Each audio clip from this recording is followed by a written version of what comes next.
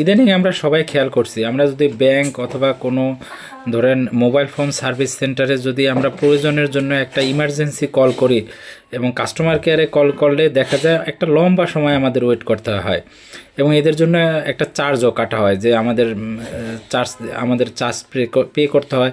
এটার একটা যুক্তি আছে যে চার্জ পে করার কারণ হলো কি, যে আমরা যাতে অনাকাঙ্ক্ষিত এবং অপ্রয়োজনীয় কলটা না করি।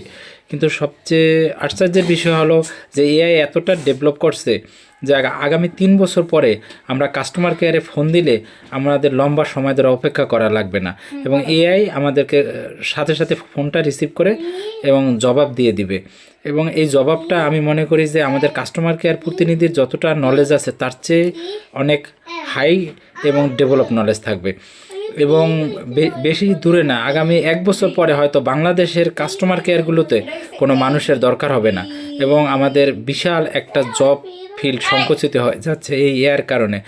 ইন্টিগ্রেট এআই আপনার হয়ে সমস্ত সমস্যাগুলোর জবাব দিবে।